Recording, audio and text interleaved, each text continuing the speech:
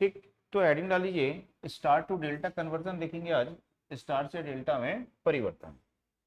तो यदि देखेंगे कि ये हमारे पास में एक स्टार कनेक्शन है, तो 3 प्रतिरोध हैं इस प्रकार से जुड़े हुए हैं। ठीक, तो इसको क्या बोलते हैं, स्टार संयोजन बोलते हैं, स्टार कनेक्शन इसको बोलते हैं। तो जो स्टार कनेक्शन होता है, इस स्टार कनेक्शन को क्या बोला जाता है, तो इस स्टार कनेक्शन को टी नेटवर्क बोलते हैं।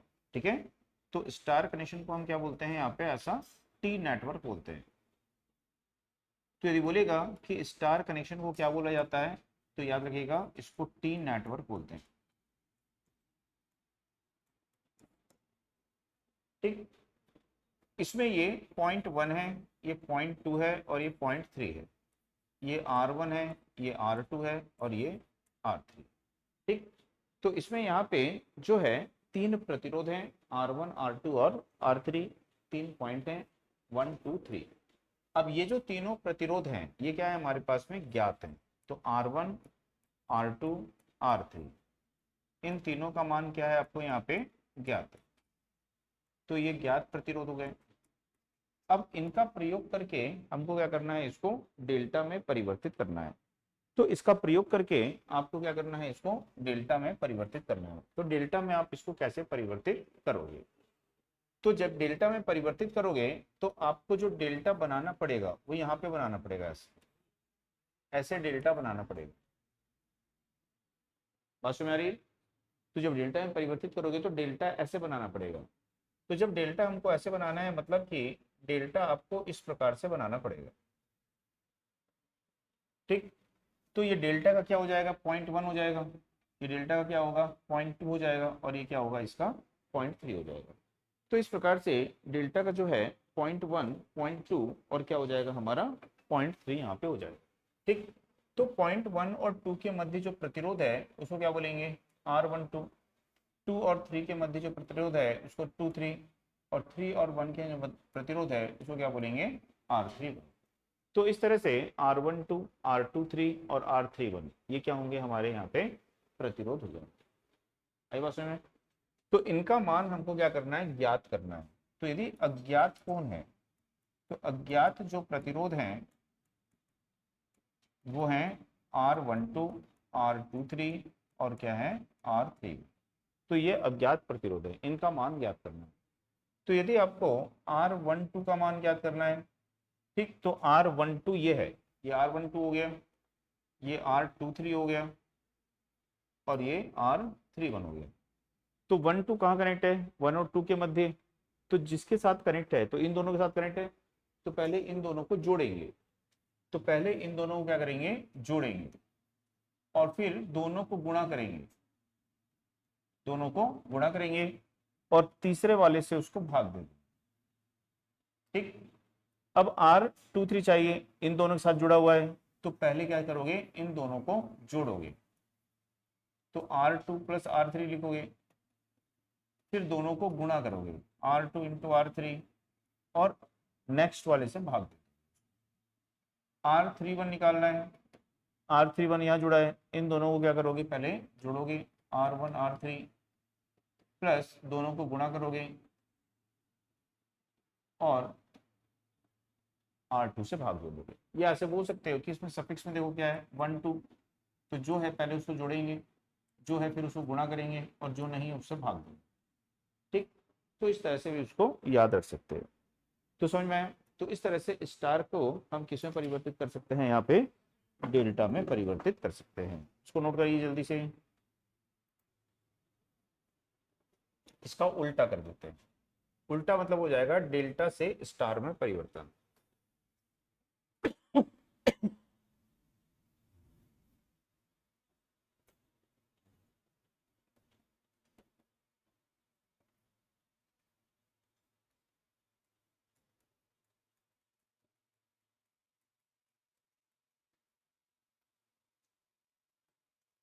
तो जब आपको इसका उल्टा करना है, डेल्टा से स्टार में परिवर्तन करना है,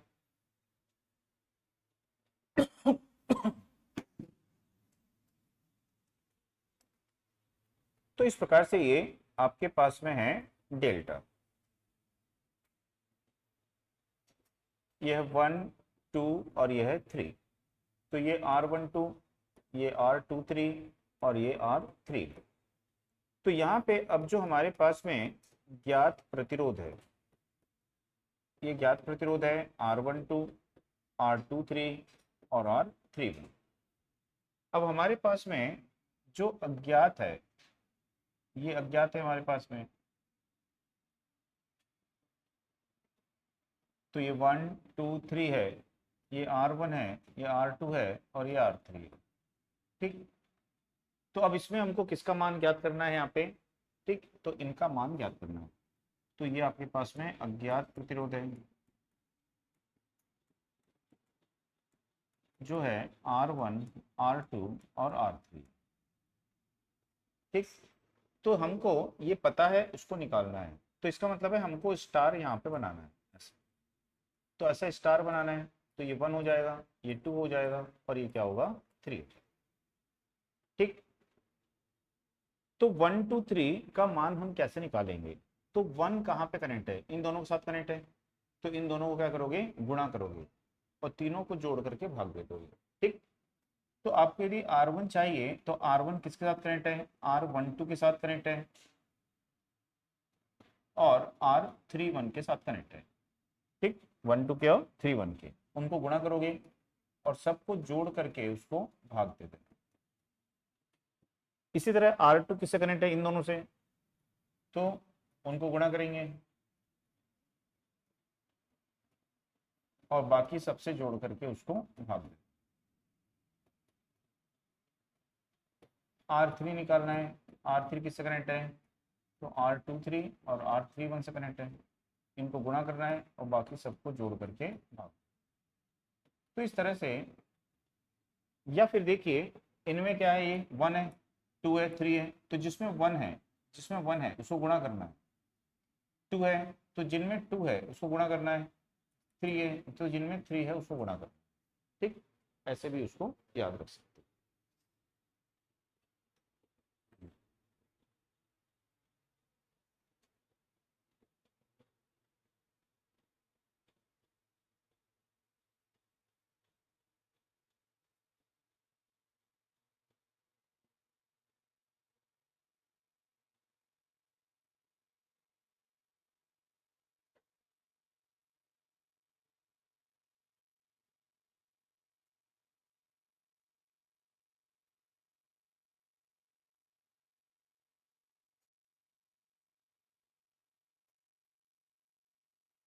आगे समझ में? नोट कर लिए?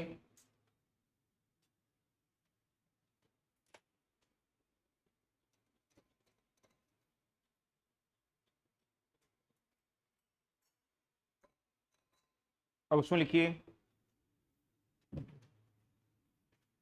क्वेश्चन। क्वेश्चन लिखिए,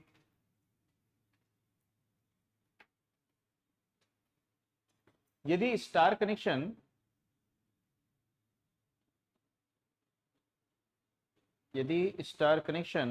के प्रत्येक प्रतिरोध का मान, यदि स्टार कनेक्शन के प्रत्येक प्रतिरोध का मान, स्टार कनेक्शन के प्रत्येक प्रतिरोध का मान R ओम हो, R ओम हो, तो डेल्टा कनेक्शन,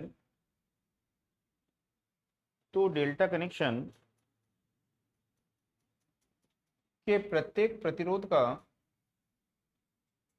डेल्टा कनेक्शन के प्रत्येक प्रतिरोध का समतुल्य मान ज्ञात कीजिए। डेल्टा कनेक्शन के प्रत्येक प्रतिरोध का समतुल्य मान ज्ञात कीजिए। बात समझ में आई? तो आपको किसका मान पता है? स्टार का पता है, किसका निकालना है? डेल्टा का निकालना है। ठीक, तो स्टार का पता है, प्रत्येक प्रतिरोध कितनी वैल्यू का है यहाँ पे? R ओम का। तो डेल्टा में निकालना है, तो डेल्टा में क्या चाहिए आपको? R12 चाहिए। तो ये होगा R1 plus R2 plus R1 into R2 bye R3। तो यहाँ पे R1 भी आ रहा है R2 भी R है, R इंटू आर बटा आर हो जाएगा, तो एक आर कट जाएगा, कितना आर बचेगा, 3R। तो इससे समझ में आया कि डेल्टा का जो प्रतिरोध होता है वो स्टार के प्रतिरोध का कितना गुना होता है, 3 गुना होता है। तो जो डेल्टा का प्रतिरोध है वो स्टार के प्रतिरोध का कितना गुना होता है, यहाँ पे 3 गुना होता है।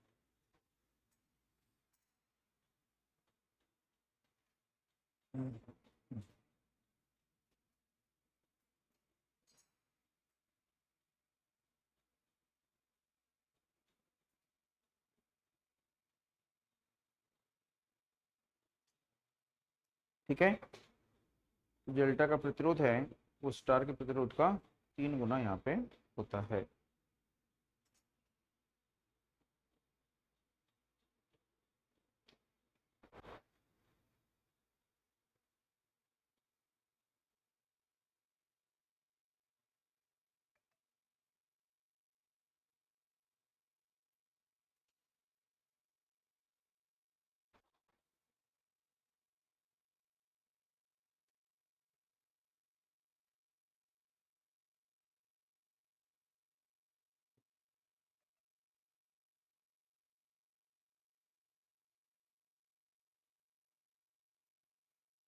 क्लियर है, समझ में आया सबको? ठीक। अब इसके बाद में अगला क्वेश्चन लिखिए, यदि डेल्टा कनेक्शन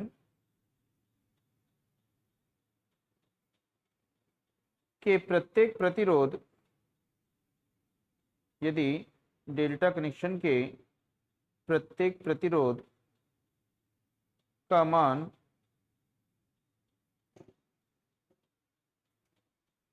15 ओम है, 15 ओम है, तो स्टार कनेक्शन के, तो स्टार कनेक्शन के प्रत्येक प्रतिरोध का, तो स्टार कनेक्शन के प्रत्येक प्रतिरोध का समतुल्य मान ज्ञात कीजिए। स्टार कनेक्शन के प्रत्येक प्रतिरोध का समतुल्य मान ज्ञात कीजिए।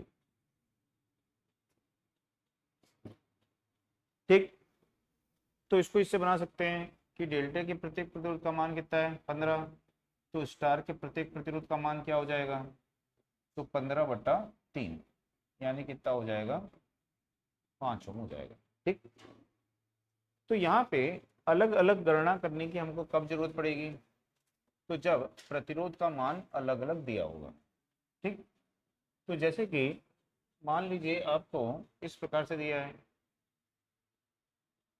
कि ये आपका स्टार का प्रतिरोध है, और यहाँ पे दिया हुआ है कि ये जो है ये 2 है, ये 4 ओम है, और ये यहाँ पे 8 ओम, 2 ओम, 4 ओम, 8 ओम। तो बोलेगा कि इसका समतुल्य डेल्टा ज्ञात करो। ठीक, इसको बनाओ सब, इसका समतुल्य जो है वो डेल्टा आपको यहाँ पे ज्ञात करना है।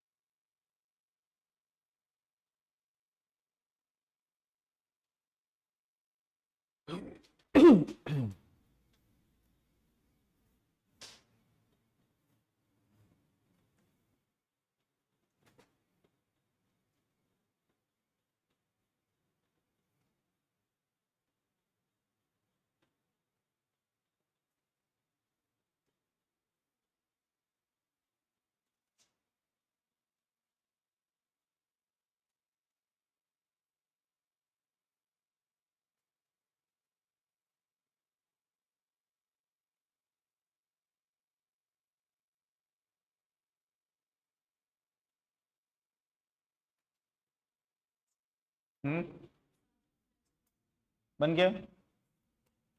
तो इसका मान क्या हो जाएगा, तो इसके लिए क्या लिखोगे R12, तो क्या हो जाएगा R1 प्लस क्या हो जाएगा R2, R1 into R2 by क्या होगा R3। तो 2 4 6 और एक क्या होगा 7 आ जाएगा, ये हो जाएगा। ठीक, तो इसके लिए यहाँ पे आपको किसका लेना पड़ेगा, तो इसको क्या लिखोगे R23, तो R2 और क्या लोगे R3, तो R2 सॉरी R2 प्लस क्या लोगे R3, R2 इंटू R3 और किससे डिवाइड कर दोगे, ठीक, तो इसको डिवाइड कर दोगे यहाँ पे, तो कितना हो जाएगा 16 8 20, 16 4 20 और 8 कितना होगा 28 हो जाएगा। ठीक, इसको कहाँ पे कनेक्ट करोगे, इस प्रकार से, तो इन दोनों को लोगे, तो 8 गुणित 8 धन 2, 8 धन 2, 8 गुणित 2 और बटा क्या हो जाएगा 4, तो ये हो जाएगा 10 4 14। तो इस तरह से जब अलग अलग प्रतिरोध होंगे मान के, तब हमको तीनों फार्मूले यूज करने पड़ेंगे, और यदि एक ही मान होगा तो फिर आप उसको डायरेक्ट बना सकते हैं। समझ में आया कॉन्सेप्ट?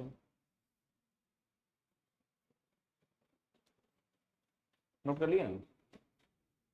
अब इसके बाद में स्टार डेल्टा कन्वर्जन आपका हो गया, तो रेजिस्टेंस आपने सबने देख लिया। तो अब इसके बाद में देखेंगे यहाँ पे विद्युत शक्ति। विद्युत शक्ति का मतलब होता है इलेक्ट्रिक पावर। तो इलेक्ट्रिक पावर का मतलब क्या होता है, किसी परिपथ में, ठीक है, कार्य के करने की दर। तो परिपथ में कार्य के करने की दर विद्युत शक्ति कहलाती है।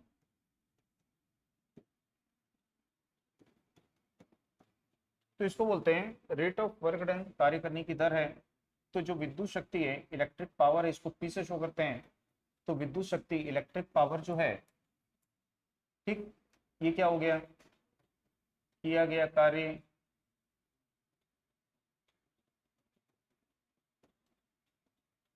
बटा क्या आएगा समय, तो क्या बन जाएगा ये दर। अब जो कार्य होता है इसको डब्ल्यू से शो करते हैं, समय को किससे शो करते हैं टी को, तो इसको हम लिख सकते हैं डी डब्ल्यू बन डी टी। तो कार्य करने की क्या हो जाता है, ये दर हो जाता है। अब यहाँ पे जो कार्य की इकाई है वो क्या होती है जूल, और समय की इकाई क्या होती है सेकंड। तो इसको किसमें व्यक्त करेंगे हम, यहाँ पे जूल पर सेकंड में इसको व्यक्त करेंगे।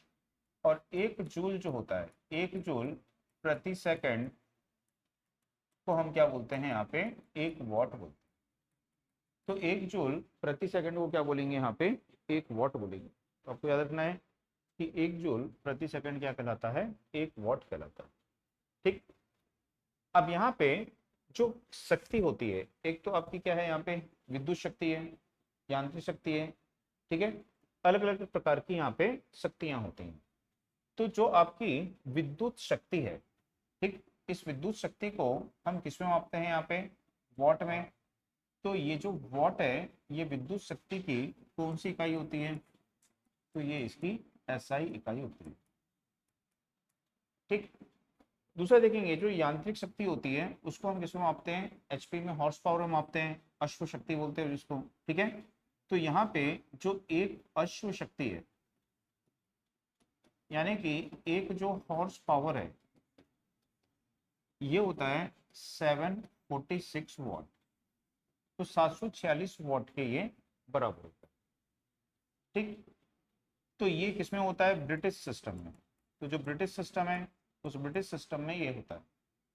दूसरा जो मीट्रिक सिस्टम होता है, जिसको कि एसआई सिस्टम नहीं बोलेंगे, सीजीएस सिस्टम बोलते हैं, मीट्रिक सिस्टम, उसमें जो एक एचपी होता है वो 735.5 वॉट के बराबर होता है।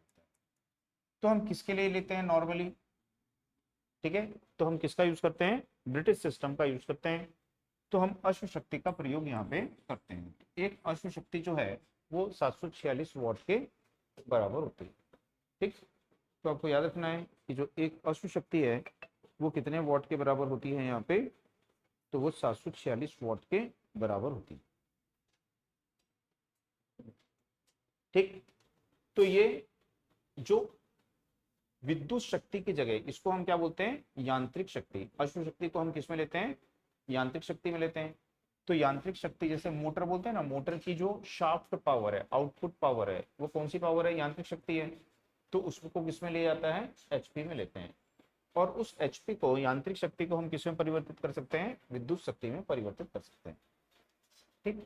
अब जो विद्युत शक्ति है, इसकी गणना के लिए, विद्युत शक्ति की गणना के लिए सूत्र बनाए। तो ये सूत्र आपको याद रखना है, P इज इक्वल टू क्या होता है, ठीक है, V into I. P is equal to क्या होता है, V इंटू आई। ठीक है। तो वोल्टेज और करंट को गुणा करोगे तो आपके पास में क्या आएगी, शक्ति। तो इसको आपको किस में रखना है, वोल्ट में, वोल्ट में रखना है। और इसको आपको किस में रखना है, एम्पियर में रखना है। तो याद रखना है, जिसमें रखना है उसी में, अपने मन से कोई भी नहीं रखना है।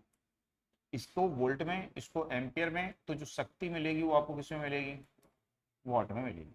ठीक। दूसरा, जो शक्ति है आप इससे निकाल सकते हो, आई स्क्वायर आर से। जो शक्ति है उसको आप निकाल सकते हो वी स्क्वायर बाई आर से।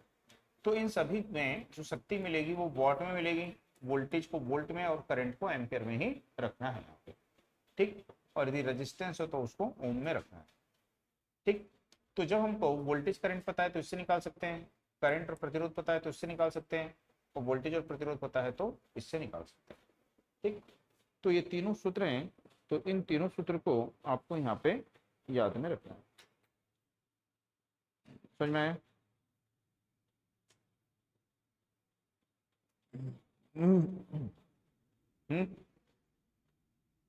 ठीक।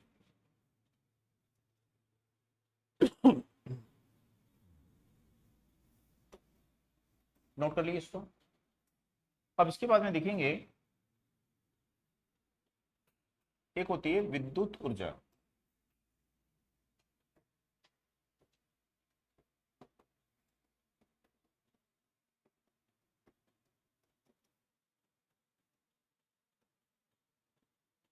तो विद्युत ऊर्जा का मतलब क्या होता है, तो ये होता है निश्चित समय, यहाँ क्या आता है, समय आता है, निश्चित समय में विद्युत शक्ति द्वारा किया गया कुल कार्य।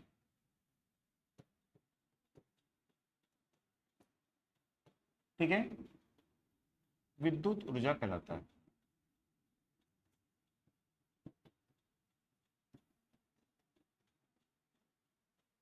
तो निश्चित समय में काम कौन करेगा, तो काम जो है वो विद्युत शक्ति करेगी। लेकिन वो जो विद्युत शक्ति है वो निश्चित समय में कुल कितना कार्य कर रही है। तो निश्चित समय में विद्युत शक्ति के द्वारा किया गया कुल कार्य क्या कहलाता है, विद्युत ऊर्जा कहलाता है। तो ये आपको याद रखना है कि निश्चित समय में विद्युत शक्ति द्वारा किया गया कुल कार्य जो है उसको हम यहाँ पे विद्युत ऊर्जा कहते हैं। ठीक। अब जो विद्युत ऊर्जा है, यदि इसको हमको निकालना है तो हम क्या बोलेंगे कि कौन काम कर रहा है, विद्युत शक्ति काम कर रही है। कुल निकालने के लिए तो जोड़ते हैं या गुणा कर देते हैं, हाँ? तो इसको हम क्या कर देंगे, गुणा कर देंगे, किससे, समय से। तो विद्युत शक्ति ने निश्चित समय में कुल कितना काम किया है वो क्या बन जाएगी, विद्युत ऊर्जा बन जाएगी। तो जो विद्युत शक्ति है इसकी इकाई अभी पढ़े थे क्या होती है, जूल प्रति सेकंड, और समय की क्या होती है, सेकंड। तो दोनों क्या हो जाएगा, यहाँ पे कट जाएगा, तो इसकी इकाई क्या आएगी, जूल। तो जूल जो है वो विद्युत ऊर्जा की कौन सी इकाई होती है, एसआई इकाई होती है। तो याद रखना कि विद्युत ऊर्जा की एसआई इकाई क्या होती है, जूल। किसी भी प्रकार की ऊर्जा हो, ठीक है, तो किसी भी प्रकार की ऊर्जा हो, प्रत्येक प्रकार की ऊर्जा की जो एसआई इकाई है वो क्या होती है, जूल होती है। तो प्रत्येक प्रकार की ऊर्जा की एसआई इकाई क्या होती है, जूल होती है। ये आपको यहाँ पे याद रखना है। तो किसी भी प्रकार की ऊर्जा हो उसकी इकाई क्या होगी, जूल होगी। आई बात समझ में? अब यहाँ पे जो जूल प्रति सेकंड है, इस जूल प्रति सेकंड को क्या बोलते हो, वॉट। जूल प्रति सेकंड को क्या बोलते हैं, अभी लिखे थे ना कि जूल प्रति सेकंड जो है, जूल प्रति सेकंड जो है उसको क्या बोलते हैं, वॉट बोलते हैं। तो इसके कारण हम इसको लिख सकते हैं वॉट, और गुणित क्या हो जाएगा, सेकंड। तो इसको क्या लिख सकते हैं, वॉट सेकंड। ठीक। तो वॉट सेकंड जो होता है ये किसके बराबर होता है? जूल के बराबर होता है। तो वॉट सेकंड जो है ये जूल के बराबर यहाँ पे रहेगा। ठीक। अब विद्युत ऊर्जा के मापन के लिए कि विद्युत ऊर्जा को कैसे मापेंगे, है ना। विद्युत ऊर्जा क्या है? उत्पादन किया जा रहा है विद्युत ऊर्जा। विद्युत ऊर्जा उत्पन्न करने के बाद, ठीक, उसको क्या कर रहा है? कोई बेच रहा है। तो कोई उत्पन्न कर रहा है, कोई बेच रहा है, कोई खरीद रहा है। तो उसके मापन के लिए एक यूनिट का निर्धारण किया गया और उस यूनिट को क्या बोलते हैं? Board of trade unit. तो बोर्ड ऑफ ट्रेड यूनिट इसको बोलते हैं, शॉर्ट में इसको बोलते हैं बीओटी। ठीक। तो बीओटी जो है ये क्या? बोर्ड ऑफ ट्रेड यूनिट है। और एक बीओटी जो होता है ये किसके बराबर होता है? 1 किलो वॉट आवर के बराबर होता है। तो एक बीओटी जो है ये 1 किलो वॉट आवर। ठीक। वॉट कैपिटल लेटर में रहेगा और बाकी दोनों स्मॉल लेटर में रहेंगे। तो एक बीओटी जो है 1 किलो वॉट आवर के बराबर है। तो ये विद्युत ऊर्जा की कौन सी इकाई है? तो व्यावसायिक इकाई। ठीक है। तो ये विद्युत ऊर्जा की व्यावसायिक इकाई है, यानी कि कॉमर्शियल इकाई है। ठीक है। विद्युत ऊर्जा की एसआई इकाई क्या है? जूल है। ये विद्युत ऊर्जा की एसआई इकाई नहीं है। ये कौन सी इकाई है? व्यावसायिक इकाई है, कॉमर्शियल इकाई है। विद्युत ऊर्जा को खरीदने और बेचने के लिए इस इकाई का प्रयोग यहाँ पे किया जाता है। समझ में आया? ठीक। अब इसके बाद में जो 1 किलो वॉट आवर है इसको हम क्या बोल सकते हैं? कि 1 किलो वॉट के लोड को 1 घंटे तक, हिंदी में क्या बोलते हैं? किलोवाट घंटा। तो 1 घंटे तक इसको चला रहे हैं। तो 1 किलोवाट के लोड को 1 घंटे तक चलाओगे तो 1 किलोवाट यानी क्या होता है? 1000 वाट के लोड को 1 घंटे में कितने सेकंड होते हैं? 3600 सेकंड तक चला रहे हो। तो इसको हम क्या बोल सकते हैं? ये क्या होगा? 36 × 10⁵ वॉट सेकंड या जूल के बराबर हो। ठीक। तो 1 बीओटी 1 किलो वॉट आवर के बराबर होती है, या 1 बीओटी, ठीक है, 36 × 10⁵ वॉट सेकंड या जूल के बराबर होती है। बात समझ में आ गई?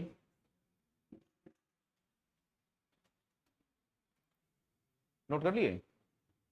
नोट कर लिए? तो हम ऊर्जा को क्या करते हैं? एक रूप से दूसरे रूप में परिवर्तित करते हैं।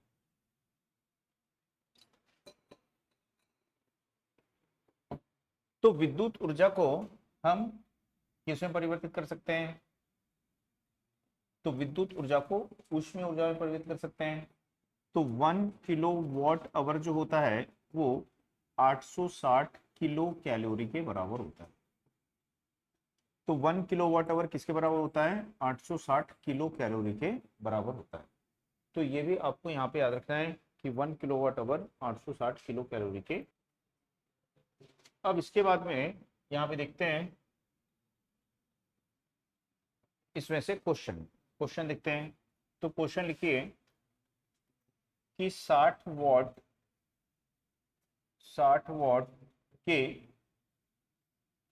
10 बल्ब को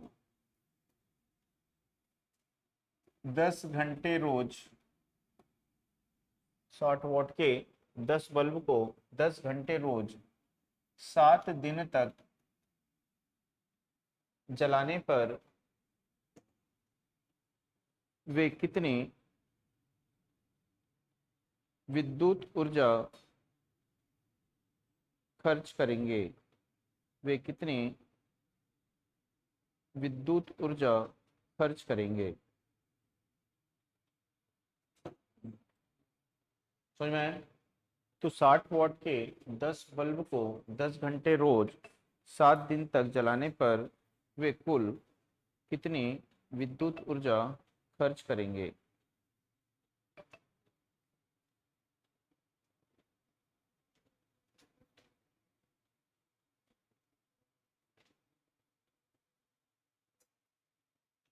ठीक। तो बताओ कितनी विद्युत ऊर्जा खर्च करेंगे वो?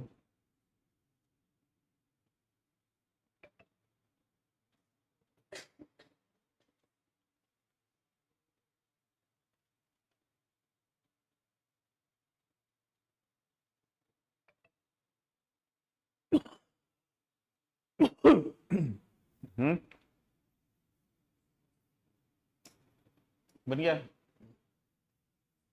तो जो बल्ब है कितने वॉट का है, 60। विद्युत ऊर्जा की इकाई क्या होती है, किलो वॉट आवर। तो इसको किलो में कन्वर्ट करना है तो किससे भाग दे देंगे, 1000 से। तो क्या बन जाएगा, किलो वॉट। एक बल्ब इतने किलो वॉट का है तो 10 बल्ब कितने किलो वाट के होंगे, ठीक। तो ये पूरा क्या बन जाएगा, किलो वाट बन जाएगा। और ये क्या है, आवर है, तो 10 से गुणा कर देंगे तो क्या बन जाएगा, किलो वॉट आवर। कितने, एक दिन का इतना किलो वाट आवर है, कितने दिन का निकालना है, 7 दिन। तो 7 दिन से गुणा कर देंगे, ठीक। तो इसको सरल कर लो, 1 2 3, 1 2 3 और 7 को गुणा कर दो, ठीक है। कितना होगा, 6 6 37 7 42, 42 किलो वॉट आवर इतना यहाँ पे खर्च होगा। आई बस में। तो क्या करना है आपको, सबको गुणा करना है, सबको किलो वॉट आवर में परिवर्तित करना है। तो यदि वॉट है तो किसमें परिवर्तित करोगे, किलो वॉट में, ठीक है। और यदि मिनट है तो किसमें परिवर्तित करोगे, उसको आवर में परिवर्तित करोगे, ठीक। तो जैसे कि अगला क्वेश्चन लिखिए,